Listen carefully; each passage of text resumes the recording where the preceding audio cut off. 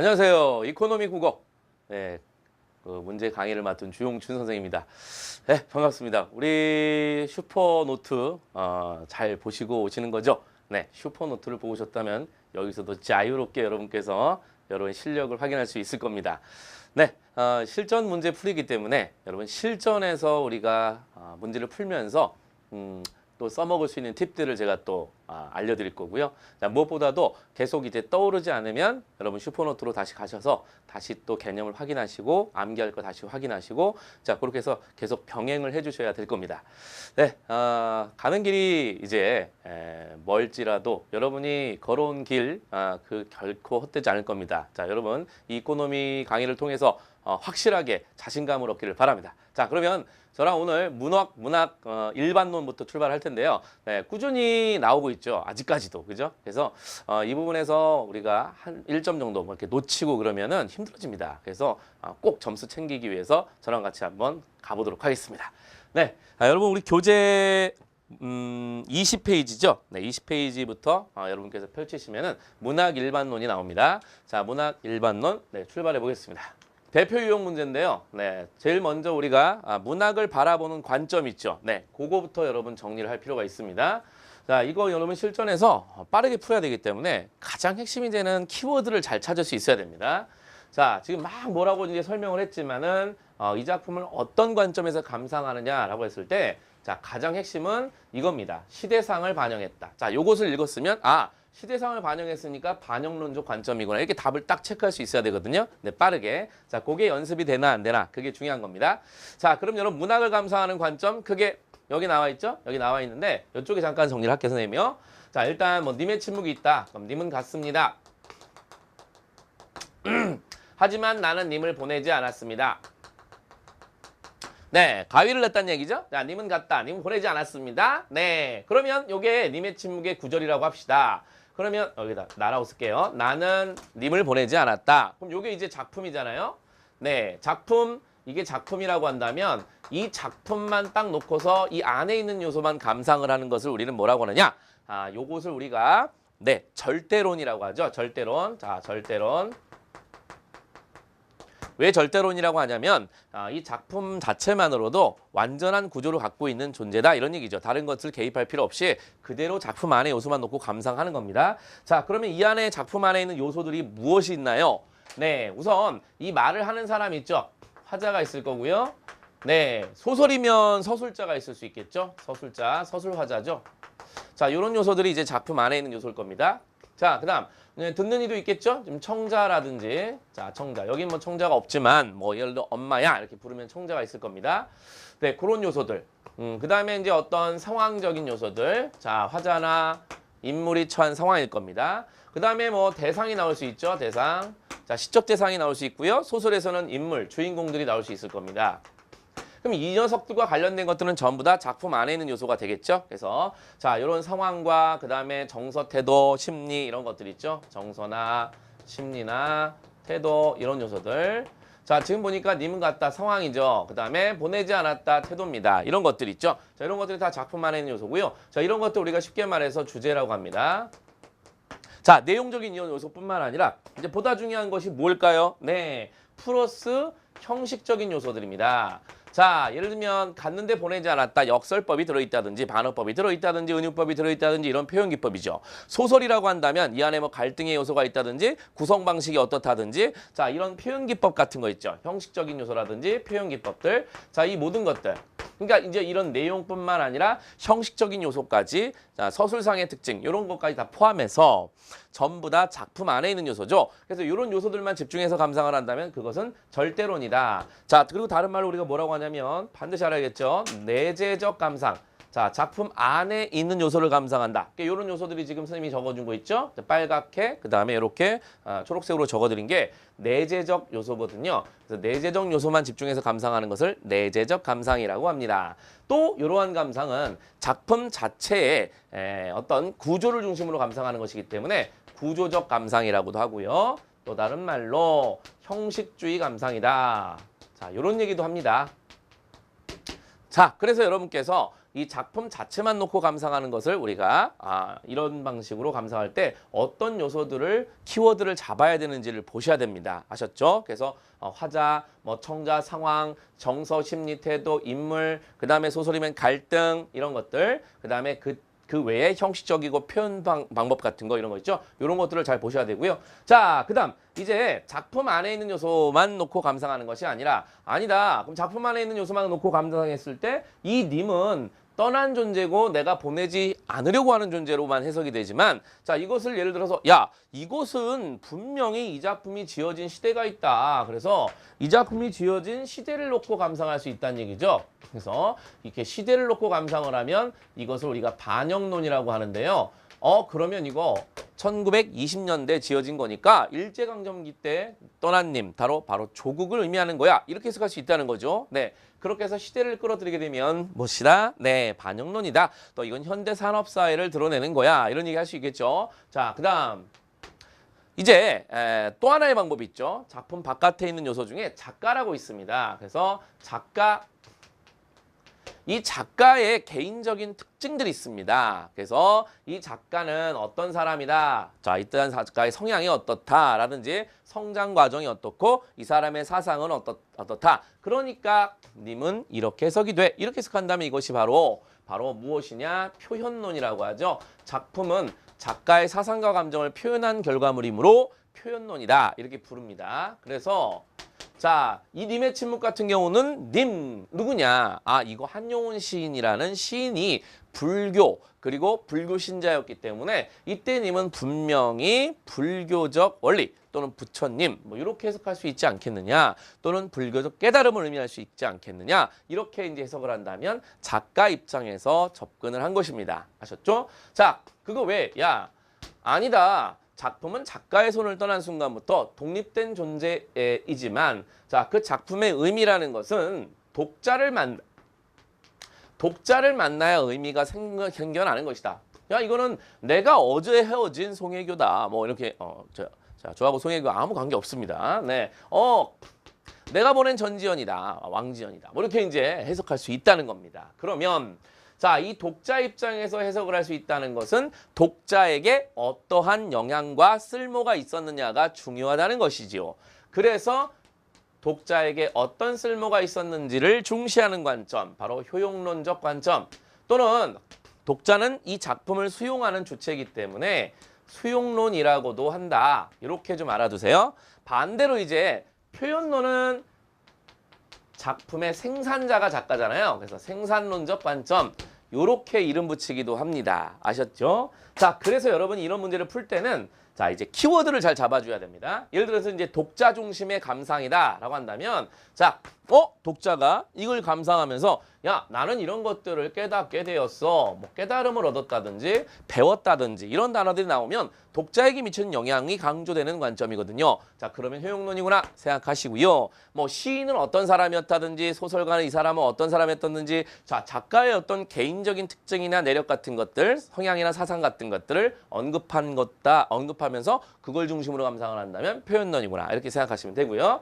반대로 이제 어떤 현실 상황이라든지 당대 시대 상황이 어떻다는 걸 알 수 있다. 뭐 이런 얘기를 언급을 한다면 반영론이 되겠구나 생각하시면 되겠습니다. 자, 그래서 시대상 나왔으니까 반영론적 관점 됐죠? 자, 이거는 독자 중심의 관점이죠. 효용론. 그렇죠? 자, 표현론적 관점, 작가 중심의 관점. 자, 요거는 이제 내재적 감상이라고 그랬죠? 작품 자체만 중시하는 작품 중심의 관점이구나. 이렇게 여러분이 생각하시면 되겠습니다. 자, 이제 완벽하게 정리됐죠? 자, 그러면 다음 계속 가봅니다.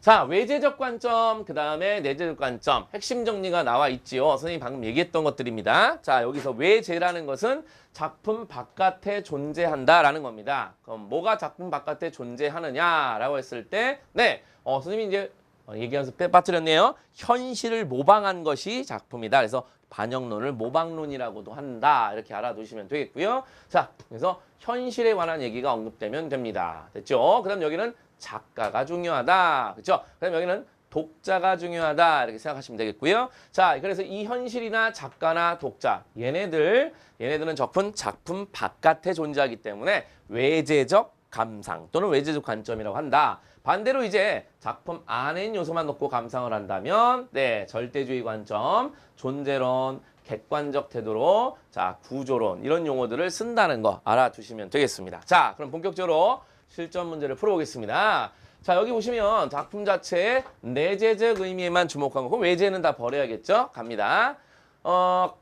술과 노을이라 그거 이미지가 썩 잘 이거 보시면서 이거 시 읽으면 안 됩니다. 이거 바로 가야 돼요. 자, 보세요. 자, 바로 갑니다.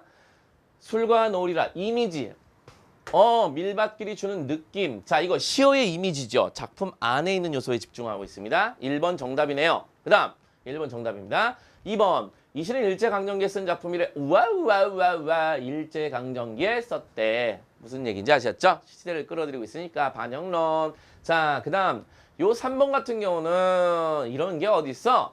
사실은 말이 안 되지. 사실 이 철규는 문학 작품의 전제를 어기고 있죠. 문학은 현실이 아니라 현실을 반영한 거잖아요. 문학은 기본적으로 허구적이라는 것을 어긴 겁니다. 그래서 이런 감상은 우리가 전문 용어로 쓰레기 감상. 자, 이렇게 얘기할 수 있겠죠. 자, 사실 이제 엄격하게 말하면요. 이런 건 말이 안 되지라고 하는 것은 사실 개인이 갖고 있는 배경 지식, 과학적 지식이죠. 자, 요런 것들을 끌어들인 것이기 때문에 엄밀히 말하면 이것도 이제 독자 중심의 이기적 감상이 되는 거거든요. 근데 이제 그런 것까지 생각하지 마시고요. 자, 이런 것들은 그냥 가볍게 넘겨주세요. 자, 그 다음 4번.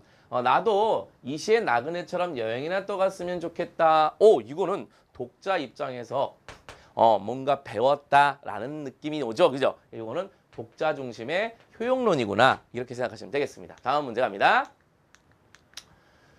자, 네, 서울시 구급 문제인데요. 자, 핵심만 볼게요. 이 시는 봅시다. 키워드 뭐가 있나요? 여성의 번뇌, 종교 지향성, 번뇌, 종교 극복까지 주의를 밀도하게 지은 시내 내면, 시내 내면 표현론 2번. 딱 이렇게 골라야 됩니다. 다음. 자, 그 다음 가장 적절한 거. 요거는 이제 괄호 넣기네요. 문학과 현실이 무슨 관계냐라고 한다면, 자, 문학은 상상력에 의해, 이런 거 괄호 넣을 수 있거든요. 상상력에 의해서 현실이라는 소재를, 자, 그냥 넣은 게 아니라 재창조, 재구성한다. 이런 걸 이제 소설에서 허구라고도 하죠. 자, 허구가 완전 굴하다. 뭐 이런 얘기가 아니고요. 네, 재창조, 재구성했다는 뜻이지요. 네, 그렇게 해석하면 됩니다. 재창조, 재구성했다. 그러면 이제 당연히 문학과 현실은 유사성이 있어야 될 겁니다. 자, 무슨 얘기인지 아시겠죠? 그래서 문학은 현실을 어떻게 보면 비유적으로 드러내고 있는 것이다. 이렇게 생각하신다면, 자, 대등이란 단어는 사실 어울리지 않는 표현이죠. 여기 내용이 반영이 안 되니까요. 그러니까 문학은 현실에서 소재를 취해서 이끌어낸 것이고요. 그대로 베낀 것은 아니라 재구성했기 때문에 뭔가 비유적으로 형상화, 새롭게 형상화한 것이다. 본다면 유추적이라고 보는 게 맞을 겁니다. 그치요? 4번 정답. 자, 다음 갑니다. 자, 문학의 정서나 상상, 사상 뭐 이런 거 이런 것들은 이제 여러분께서 뭐 그냥 읽어보시면 다 이해되는 얘기들이죠. 자, 다음 갑니다. 문학에 대한 설명. 문학은 허구의 세계이므로 현실 그 자체는 아니다. 이거 맞네요. 여러분 이런 거 공무원 시험의 특징 중 하나죠. 여러분 상식선에서 좀 걸러낼 수도 있어요. 어떤 선택지는 배경 지식이 없더라도. 자, 봅니다. 문학은 개인의 체험, 함축적으로 표현하고 탐구하여 묘사합니다.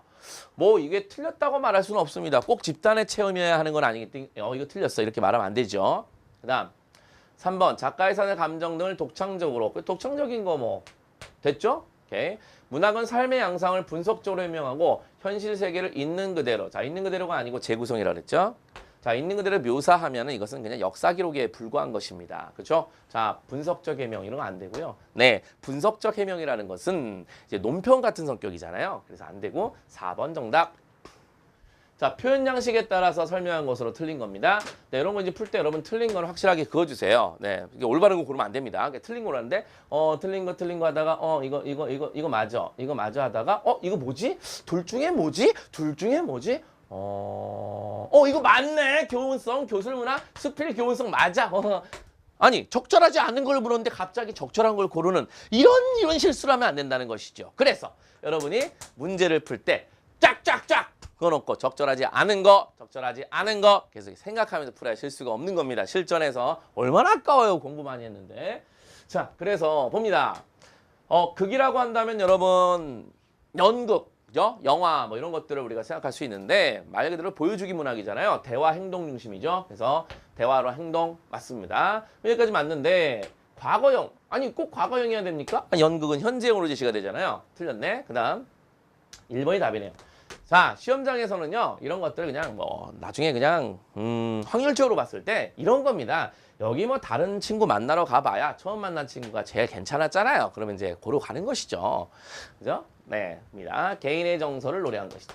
나중에 이제 시간 남으면 보러 오시면 되는데, 서정 양식은 시를 말하는 거죠. 개인의 정서 맞습니다. 서사, 이건 소설 양식이네요, 보통. 그죠? 서사 양식은 일련의 사건을 객관적으로 형성하고 과거 시제로 제시됩니다. 근데 이런 것도 사실은 꼭 과거 시제로 전개되는 것은 아닌데 주로 그렇다는 겁니다. 주로. 그 다음에 요것도요. 객관적인 것도 사실 서술자에 따라서 주관적 관점이 들어가는 경우가 훨씬 많거든요. 그래서 자, 요거는 여러분 일반화시킨 특징이다라고 생각하시면 됩니다. 그래서 객관적으로 꼭 형상화했다 이렇게 보기는 어려운데 주로 이제 이 서정 양식 같은 정서는 내면이잖아요. 그러니까 내면을 보통 주관, 서사는 외부에서 일어난 사건이기 때문에 그냥 객관이라고 표현한 것이지 이걸 너무 주관이 없는 장르다 이렇게 생각하시면 조금 오해를 하는 거예요. 무슨 얘기인지 아시겠죠? 그러니까 이거를 객관적이라는 것은 이제 어떤 외부에 있는 것들을 중심으로 일어난 일들을 중심으로 전개한다 이렇게 생각하시면 되겠습니다. 무슨 얘기인지 아시겠죠? 네, 됐고요. 교술문학은 가르침이 있는 문학이다. 이렇게 교훈, 수필 이런 거죠. 네, 갑니다. 기억에 사용된 표현기법, 여러분 표현기법 슈퍼노트에서 우리 한바탕 정리를 했었습니다. 이런 거 놓치면 안 되겠죠? 바로 갑니다. 밑줄로. 얻는다는 것은 곧 잃는 거죠. 아니 얻는데 어떻게 잃지? 얻는다는 것과 잃는 것은 양립할 수 없구나. 자, 양립하기가 어렵죠. 동시에 성립할 수가 없다. 이걸 우리가 뭐라고 합니까? 모순이라고 한다. 자, 혹은 상식과 많이 어긋나 있다. 그렇죠? 자, 상식과 어긋난다. 요런 것도 우리가 보통 뭐라고 합니까? 역설적 표현이라고 하죠. 역설법. 아셨죠? 역설법. 네, 봅니다. 옳은 거 고르라고 했으니까요. 자, 있는 걸 찾으면 됩니다. 무생물을 생명체처럼. 요거 뭐죠? 화류법이죠. 화류법. 자, 활류, 활동. 자, 화류. 일부나 속성. 자, 일부를 통해서 전체를 드러낸다. 사람이 빵만으로 살 수 없다. 빵이 무엇이다? 음식이다. 그죠? 그 다음 너 그렇게 살면 깡통 찬다. 깡통. 옛날 거지들의 특징이죠. 그래서 거지가 된다는 것입니다. 무슨 얘기인지 아시겠죠? 자, 이렇게 속성을 전체나 자체를 나타내는 표현입니다. 이것도 역시 대유법이라고 하죠. 대유법. 네, 일부나 속성이 그 대상 전체를 비유하는 경우죠. 그 다음 본뜻과 반대, 요거 반어입니다. 여러분 아시죠? 반어법. 네, 상처로 모순되는 표면적으로 모순되지만은 실질적 내용은 진리를 나타내고 있다. 뭔가 심오한 뜻이 항상 있잖아요. 그렇죠? 자, 예를 들어서 친구를 딱 때려놓고 친구가 뭐야 왜 때려? 그러면 넌 맞았지만 맞은 게 아니야. 뭐야? 그게 무슨 얘기야? 난 널 때렸지만 사실 때린 게 아니야.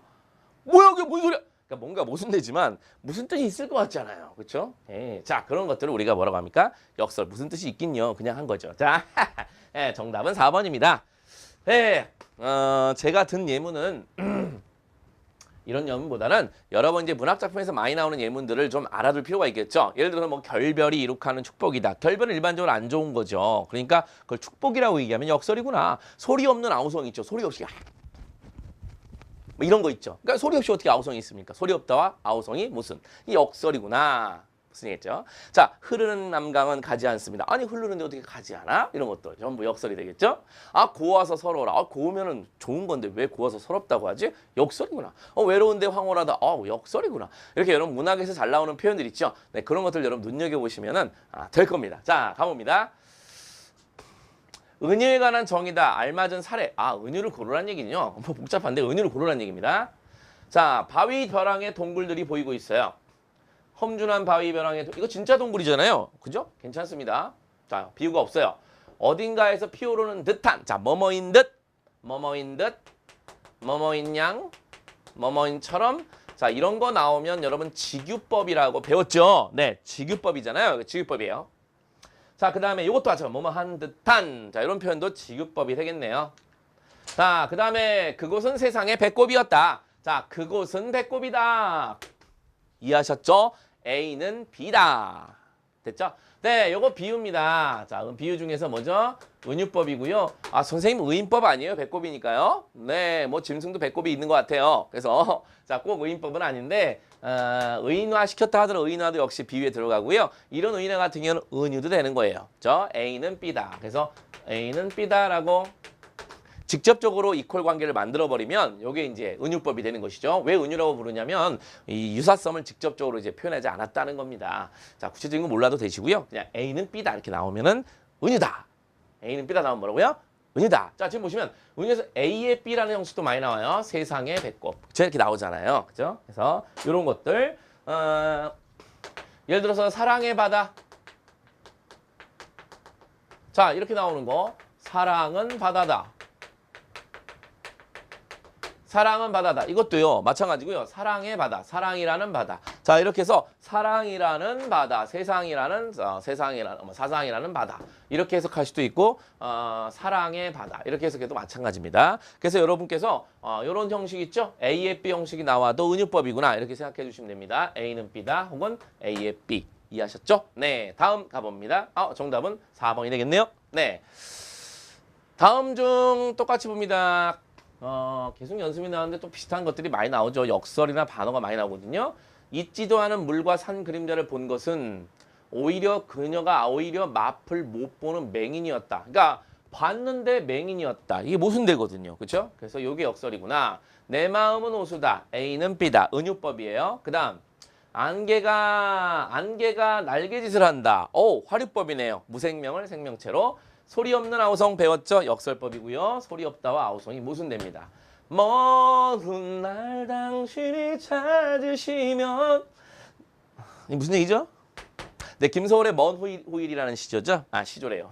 먼 후일이라는 시인데 그거죠. 먼 날 당신이 찾으시면 누구세요? 나 기억 안 나요. 나 잊었어요. 당신 잊었다고요. 당신 잊었다고요. 전화하지 마세요. 당신 잊었거든요. 자, 이게 무슨 얘기야?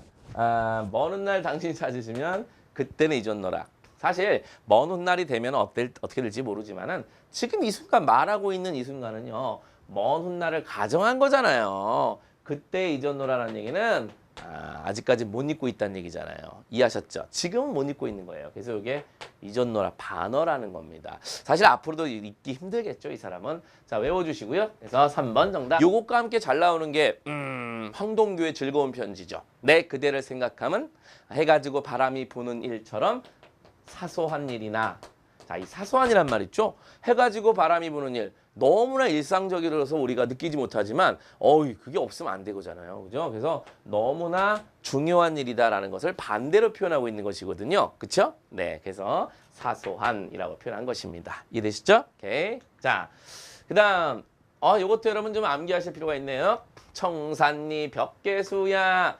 요거 이제 벽계수는 푸른 시냇물 이런 뜻이기도 하지만은 왕족, 왕족 벽계수를 가리키는 이중적 의미가 있고요. 이 명월도 마찬가지죠. 자, 청산리의 청산 속의 벽계수야 쉽게 감을 자랑하지 마라. 일도 창에 한 번 바다에 다다르면 다시 오기 어려우니 명월이 가득하니 쉬어가면 어떻겠니? 이때 명월이가 황진이, 밝은 달 두 가지를 다 의미하거든요. 그래서 요것도 중의적입니다. 자, 그래서 2개 이상의 뜻으로 해석되면 중의적이다. 됐고요. 그 다음에 수양산 바라보며 이제 백이숙제를 한스러워한다. 백이숙제를 원망한다. 이런 얘기인데요. 자, 이게 뭔 뜻이냐? 이 수양산은 실제로 이제 수양산, 백이숙제가 은둔했던 수양산 이름이기도 하고요. 네, 시조가자 성산문 입장에서 봤을 때는 바로 누굽니까? 세조죠, 세조. 그죠? 자, 세조입니다. 자, 이 수양대군을 가리키는 말이기도 합니다. 중의적입니다. 이 성산문은 어떤 지조와 절개를 지키기 위해서 내가 굶주려 죽을지언정 고사리를 캐는 거냐? 그래서 너는 왜 고사리를 캤냐 이거죠. 백이숙제. 너네들의 지조와 절개는 허접하다. 그치? 진정한 지조와 절개는 고사리도 캐 먹으면 안 된다. 비록 풀이라도 그것이 누구 땅에서 났더냐? 그치? 그것이 네가 섬기지 않는 그 땅에서 난 거 아니냐? 그럼 그 땅에서 난 것은 풀도 먹으면 안 된다는 얘기죠. 그죠? 그래서 자신의 지조를 강조하기 위해서 백이숙제보다 자기가 더 낫다는 겁니다. 한마디로. 어쨌든 수양산 중의적이다. 알아두시고 1번 정답이죠. 네, 됐습니다. 낭만주의 작가. 사실 이런 거 좀 안 나왔으면 좋겠는데요. 외우기 힘들고요. 그쵸? 네. 일단 플로베르 모파상 땅달 일단 쌍쌍쌍쌍 당당당 이런 거 나오면 플로베르 모파상 스탕달 이 사람들은 누구들까요? 네. 보통 이 사람들 그 쌍탕 나오잖아요. 그러면 사실주의, 그죠? 사실주의 작가들이죠. 사실주의 작가들. 김동인, 현진건, 최만식 이런 사람도 마찬가지고요. 현진건의 빈처라든지, 그죠? 그다음 김동인의 감자 이런 것들 사실주의 혹은 자연주의라고도 하죠. 그래서 이런 것들 이런 작가들이 사실주의 작가들이고요. 그다음 자, 괴테는 뭐 고전주의에서도 나왔긴 나왔지만은 젊은 베르테의 슬픔 보통 나오잖아요. 자, 그다음에 빅토르 위고 레미제라블 있죠, 그죠? 그래서 자 이런 작가들은 이제 낭만주의 작가들이죠, 낭만주의 작가. 그다음에 이 사람들은 상징주의, 그지? 자, 일단 뭐 여러분 기본적으로 서양 문예사조의 어떤 흐름과 그다음에 대표 작가와 작품. 오케이. 그다음 우리나라 있죠? 한국문학사에 또 문예사조가 있습니다. 그리고 대표 작가와 작품. 여러분께서 슈퍼노트 가셔서 다시 한번 확인하시고 꼭 다시 한번 복습을 하시기 바랍니다. 자, 선생님이 뭐 간단하게 좀 말씀을 드린다면 일단은 서양 문예사조 같은 경우에 자, 물건을 너무 많이 사니까요. 야, 고만 사자. 그지? 이런 야, 고만 사자 좀 이렇게 이제 화를 냈죠. 그때 고만 사자.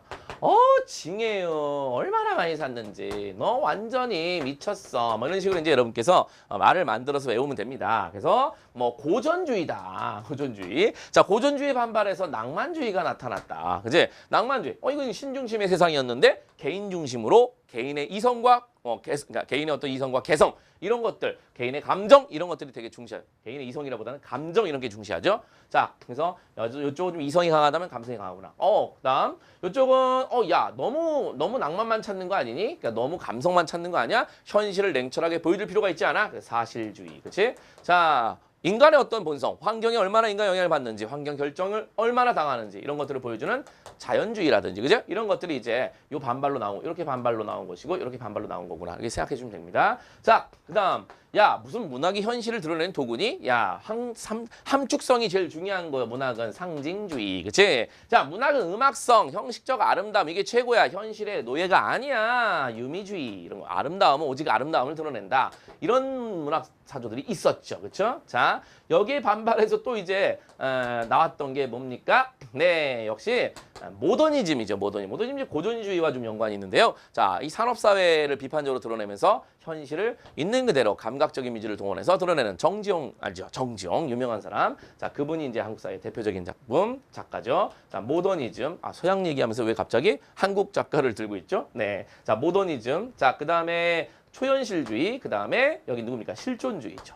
실존주의, 모초실, 그죠? 모초실, 미쳤어. 이렇게 이렇게 해서 대충 외워주시는 겁니다. 자, 이렇게 외우시고 한국은 뭐 비슷해요. 야, 뭐 몽유만 사자. 그러니까 새로 나온 우유죠. 그래서 맛있는 우유, 꿈속에서 먹는 우유, 몽유만 사자. 뭐 이러면서 이제 또 한 거죠. 몽유만 사자. 너무 많이 사지만 몽유만 사. 미쳤어. 똑같은 겁니다, 이때는. 자, 요거는 뭐예요? 이거는 뭐 계몽주의 똑같습니다. 유미주의, 낭만주의, 사실주의, 자연주의, 모더니즘, 초현실주의, 실존주의. 자, 이렇게 여러분이 한국문학사, 한국문예사조의 흐름을 또 외워주시면 됩니다. 자, 자세한 어떤 작가나 작품, 대표 작품 이런 것들은 여러분께서 자, 슈퍼노트를 통해서 다시 한번 꼭 복습을 하시기 바랍니다. 네, 다음 문제 한번 가볼게요. 이거 참 정답은 3번이 되겠죠. 3번.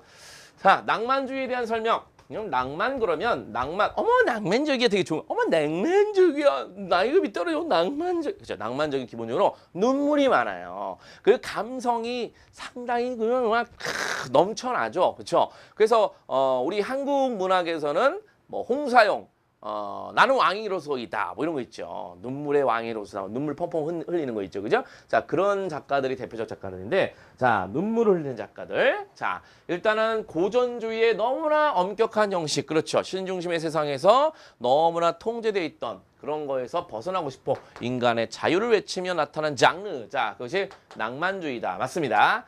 자, 대표적인 작가를 이 사람들 아까 상징주의라고 제가 강조했습니다. 이상 세계를 동경한다. 그렇죠. 왜냐하면 현실에서는 자신의 어떤 그것들을 이룰 수가 없으니까요. 이상 세계를 동경하고 또 좌절도 하고 다 뜻대로 안 되니까 눈물을 흘리게 됩니다. 그렇죠. 그러니까 결국 이제 그 낭만주의라는 것은요. 신중심의 세상에서 인간이 세상의 중심이 되려고 하다 보니까 세상의 중심이라고 우리가 외치긴 했지만은 신처럼 살 수 없이 인간 한계를 가졌잖아요. 그러니까 막 눈물이 나는 거죠. 그래서 동경을 하지만 좌절하고 울고불고 난리 나요. 그래서 감성이 강하고요. 당연히 개성과 독창, 이 중시 여깁니다. 이런 흐름들을 여러분께서 생각하신다면 자, 답을 고르는 거 어렵지 않을 겁니다. 아셨죠? 네, 다음. 이런 문예사조의 흐름들이 있는데 여러분, 자, 여기 뭐 흐름 확인해 봅시다. 자, 고만사자. 징해요. 징해요. 자, 주지주의가 바로 뭐죠? 모더니즘입니다. 미쳤어. 자, 이렇게 여러분께서 흐름을 잡아주시면 됩니다. 네. 다음, 문학의 장르. 한번 가보겠습니다. 문학의 장르. 갑니다. 자, 다음 소설에 나타난 시점에 대한 설명으로 옳은 것은 시점. 자, 시점은 간단하게 일단 첫 번째. 뭐, 나가 등장하냐, 안 하냐, 이거 생각하셔야죠. 그죠? 자, 나가 있으면은 1인칭이다. 자, 나가 없다. 그러면 3인칭. 이렇게 생각하시면 됩니다. 일단은. 아셨죠? 자, 우리라고 해도 되고요. 그 다음 1인칭은 관찰만 하느냐, 그러니까 자기 얘기를 하느냐, 다른 사람 얘기를 하느냐 생각하셔야 됩니다. 내 얘기라면 1인칭 주인공 시점이다. 그죠? 아니면은 관찰자 시점이다. 이렇게 생각하시면 되겠고요. 자, 3인칭인 경우는 네, 마찬가지가 아니라 3인칭인 경우는 이렇게 객관적으로 서술을 하는 작가 관찰자 시점이냐, 아니면 전지전능한 입장에서 서술하는 전지적 작가 시점이야 이렇게 생각하시면 됩니다. 네, 여러분 시점에 대해서는 여러분께서 잘 정리해서 알고 계실 거라고 보고요. 자, 일단 봅니다. 여기 보니까 나가 나왔어요. 나를 껴안지도 않고 점잖게 앉아서 그림책이나 보여주고 그러죠. 여기 보니까 아저씨가 나와 있네요. 아저씨도 외삼촌이 유명하죠. 이거 뭐죠? 주요섭의 사랑손님과 어머니죠. 자, 오키라는 그 딸이죠, 딸. 딸이 어린아이가 서술자가 되죠. 그래서 1인칭인 건 분명한데 실제로 하는 얘기는 자기 얘기라기보다는 사실은 아저씨와 자기 엄마의 러브스토리, 그렇죠? 슬픈 러브스토리를 이야기하거든요. 그렇죠? 자, 그래서 요거는 1인칭 관찰자 시점입니다. 1인칭 관찰자 시점. 자, 옳은 걸 찾으라고 합니다. 사랑손님과 어머니가 맞는데 이상의 날개는 여러분 1인칭 주인공 시점이니까 아니라고 봐야겠고요. 네. 작가가 작품 속에 직접 개입한다. 여러분 개입이란 말을 쓸 수 있는 것은 전지적 시점밖에 없습니다. 자, 부수적 인물인 나가 주인공 아저씨와 엄마의 이야기를 서술하는 4번이 정답이 되겠네요. 그렇죠? 네.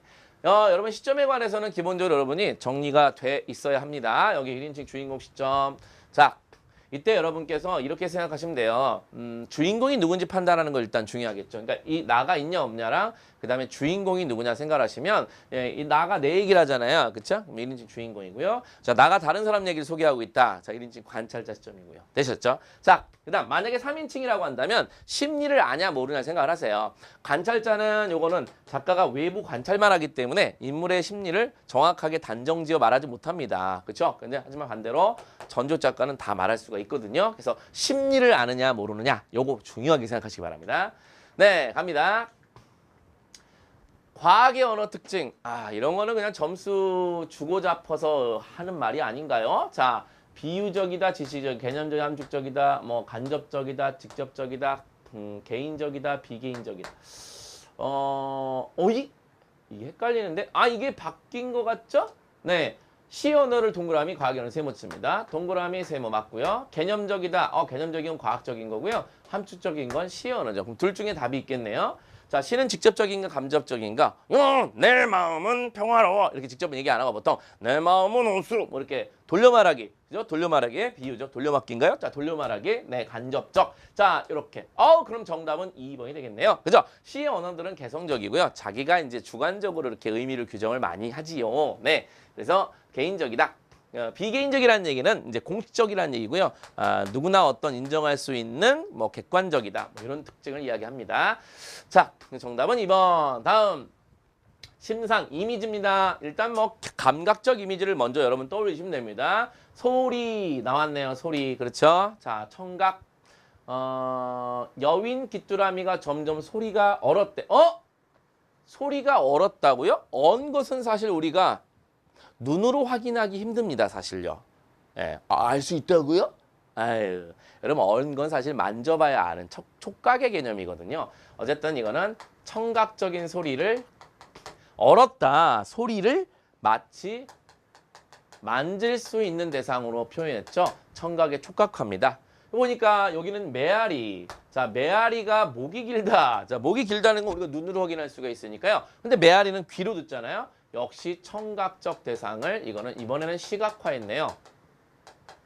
자, 길은 자, 항상 대상을 보세요. 길은 구겨진 넥타이다. A는 B다. 이거 그냥 은유법이네요. 은유법이고요. 그 다음에 뚝방길이죠. 자, 뚝방길이 있는데 피라미, 은빛, 비린내, 번진 뚝방길. 그러니까 뚝방길에 은빛 비린내가 비린내가 은빛이다. 이거네요. 자, 이 부분을 보시니까 비린내가 은빛이다. 이렇게 돼 있네요. 그러니까 푸른 종소리. 자, 이렇게 수식어가 있을 때 조심하셔야 돼. 대상은 뒤에 있어요. 종소리가 푸르다. 이렇게 되는 거죠. 그래서 청각적 대상을 색깔 있는 대상 취급했다. 그래서 청각의 시각화 이렇게 표현한다고요. 비린내는 우리가 코로 후각으로 확인하잖아요. 그래서 후각적 대상을 눈빛 시각화했다. 이렇게 볼 수 있겠네요.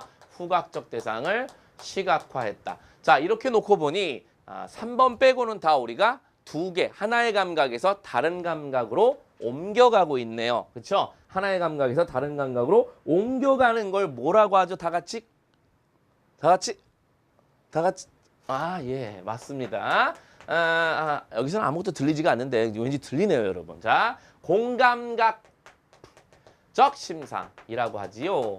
다른 말로는 감각이 옮겨가니까 뭐라고 할까요? 감각이 옮겨가니까 짠! 뭘까요? 네, 감각의 전이. 그쵸? 감각의 전이 옮겨가는 거. 아셨죠? 네, 정답은 3번이 되겠네요. 자, 수사법 다른 하나 봅니다. 빠르게 풀 수 있겠네, 이런 건요. 자, 봅니다. 소리 없는 아우성, 역설.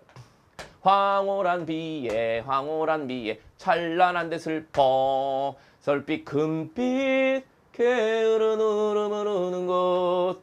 자, 울음이 금빛이다. 요거 나왔네요. 청각의 시각화. 그죠? 공감각이고요. 결별이 축복이다. 역설. 4번만 공감각적 심상이고요. 1, 2, 3, 5번은 그냥 역설법입니다. 그래서 정답은 4번. 자, 갑니다. 네, 뭐 감각적 심상 설명이 나와 있는데 여러분 다 알 거라고 보고요. 자, 일단 여러분 뭐 액자 소설 나와 있는데요. 일단 액자 소설은 여러분 아시다시피 액자처럼 내부 이야기가 있고 외부 이야기가 있는데 중심은 항상 내부에 있는 거예요. 아셨죠? 네, 중심은 내부. 신뢰성을 주기 위해서 바깥 이야기를 이제 세팅을 해주는 거고요. 자, 중심은 내부에 있다. 자, 이런 구성 우리가 뭐라고 하죠? 액자 소설. 자, 그다음 역사 소설은 이제 역사적인 어떤 배경을 가지고서 써 내려가는 소설인데 완전한 사실 역사 기록은 아니고요. 어떤 역사의 특정 부분들을 좀 집중 부각해서 약간의 허구를 가미해서 만드는 약간 사극 느낌이라고 생각하시면 됩니다. 자, 피카레스크 소설은 여러분 옴니버스 구성이랑 좀 비슷한 거거든요. 독립된 이야기들을 이렇게 한데 모아놓은 구성이다. 이렇게 생각하시면 어렵지 않을 거예요. 그죠? 몽타주 기법 약간 비슷하죠. 그림으로 따지면. 자, 1인칭 소설. 이건 뭐 나가 등장하는 1인칭. 대화체 소설도 뭔지 아시겠죠? 그냥 대화 스타일의 소설. 대화가 나오는 소설. 내부 이야기. 이거 1번이 답이고요. 네, 됐습니다. 그 다음 여기 이제 구성들이 좀 나와 있으니까 이 중에서 여러분께서 하셔야 되는 것은 뭐냐면 이런 거 이제 사파적 구성 뭐 이런 것도 좀 봐두시고요. 그 다음에 입체적 구성 있죠? 입체적 구성 이런 것들 시간의 흐름에 관계없이 진행한다. 약간 복잡한 스타일인 거죠. 액자 구성 나와 있고요. 피카레스크식 구성 그쵸? 이런 것들 독립된 여러 개 이야기를 모았다. 이런 것도 알아두시면 됩니다. 자, 그 다음에 인물 유형입니다. 개성적 인물이다. 아이쿠. 자, 여러분 특정 계층 집단을 대표하면 대표, 전형적 인물이다. 이런 말을 많이 쓰지요. 자, 성격이 발전 변화하는 인물이 바로 입체적 인물이고요. 성격이 안 변하면 평면. 그죠? 평면적 인물. 다른 사람으로 대체할 수 없는 유일한 인물. 개성적 인물이고요. 작품 전체를 통하여 성격이 일정한 인물이다. 그럼 성격이 변화하는 것은 입체적 인물이라면 성격이 안 변하는 인물은 평면적 인물인 거죠. 그러니까 여러분 이제 기준에 따라서 평면과 입체가 대비가 되는 것이고요. 오케이? 자, 그 다음에 개성적 인물과 전형적 인물이 또 대비가 되는 거니까 이런 대립상을 가지고 여러분께서 암기해 주시고요. 그 다음에 이제 사건의 어떤 중심이 돼서 이끌어가는 스토리를 이끌어가는 주인공 우리가 주동인물이라고 하고 주동인물과 갈등을 일으키는 인물 우리가 반동인물이라고 하잖아요. 그래서 이렇게 인물 유형들을 여러분이 정리를 하실 필요가 있습니다. 자, 그 다음 희곡과 시나리오에 대한 설명을 틀린 것은 시나리오에 대한 막과 장은 여러분 희곡이 단위고요. 시나리오는 막에 해당되는 것은 시나리오 시퀀스라고 하죠. 시퀀스.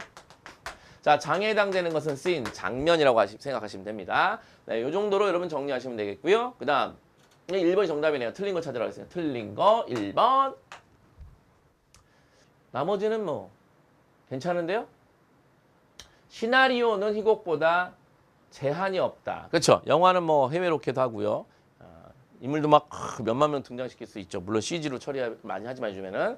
자, 됐죠? 그래서 1번이 정답입니다. 나머지는 뭐 여러분 다 인정할 수 있는 것들이죠. 그 다음에 네, 수필의 특성으로 바르지 않은 거. 수필은 한마디로 뭐 개성과 자유로움 이게 특징이죠. 개성과 자유로움. 틀린 거 뭐였죠? 수필은 특징이 두 가지잖아요. 개성. 그 다음에 뭐죠? 자유로움. 내용이든 형식이든 마음껏. 왜냐면 이제 문학에서 특별히 사실 분류하기 어려운 글들을 그냥 한데 모아놓은 거죠. 품사로 따지면 뭔가 부사라고나 할까요? 자, 일단 개성, 자유로운 거 이렇게 생각하시면 됩니다. 여러분 사람마다 개성이 있으니까 개성은 다양성이잖아요. 자, 그러니까 다양성, 획일성이 아닌 다양성. 이것도 수필의 특징이 될 수 있을 겁니다. 그렇지요? 네, 그러면 첫 번째 제재의 다양성 맞고요. 그 다음 개성 맞고요. 자유로워. 3번 전문성은 꼭 없어도 돼요. 네, 약간의 전문성이 필요한 게 약간의 전문성. 자, 약간 이런 대부분의 수필을 우리가 가벼운 신변 잡기까지 다 포함해서 뭐 일기나 기행문까지 다 포함해서 웬만한 문학 작품은 전부 다 가벼운 수필을 경수필이라고 하거든요. 자, 근데 이제 가끔씩 간혹 무거운 수필이라고 해가지고 중수필이 있어요. 그래서 중수필 여러분 뒤에 이제 바로 옆에 이론 같은 거 보면 나오잖아요. 중수필 한번 확인해 볼까요? 네, 여기 보시면 수필의 종류 해갖고 뭐 태도에 따라 이렇게 분류했다 나왔는데 중요한 거 요거 하나만 기억하세요. 중수필, 경수필 이런 게 있다 이거죠. 대부분 경수필인데 중수필은 일단 약간 뭐 그 지적, 사색적, 형식적, 이제 사설이나 논평이나 칼럼 이런 것들이 있죠. 상당히 좀 그 딱딱한 거. 자, 딱딱하니까 뭐 읽을 때 무겁죠. 졸리고 무겁게 좀 뭐 이렇게 졸리는 거 있죠. 예, 그런 게 이제 중수필이다 생각하시면 되겠습니다. 자, 진술 방식에 따른 어떤 분류 이런 것들은 사실 크게 중요한 것은 아니니까 여러분이 그냥 한번 쭉 읽고 이런 게 있구나라고 납득만 하면 됩니다. 그렇죠? 머릿속에 굳이 담을 필요가 없습니다. 네, 여기까지 여러분 우리가 문학 일반론과 문학의 장르를 공부를 했는데요. 꾸준히 이렇게 한두 문제 나오기 때문에 여러분 문학을 감상하는 관점 그리고 문해사조 아셨죠? 그 다음에 문학 일반에 나타나는 기본적인 수사법에 관한 용어들 그죠? 그 다음에 더 중요한 거 이거죠? 장르별 특징이 있죠. 서정 장르인 시와 서사 장르인 소설 그 다음에 교술 장르인 수필 극 장르 그죠? 희곡 시나리오 이런 장르들의 어떤 장르적인 특징들이 있습니다. 그런 것들이 이제 꼭 한 문제씩 나오니까 여러분께서 그 부분만 집중적으로 한번 봐주시면 되겠습니다. 네, 여러분 이코노미 다음 시간에 또 뵙겠습니다.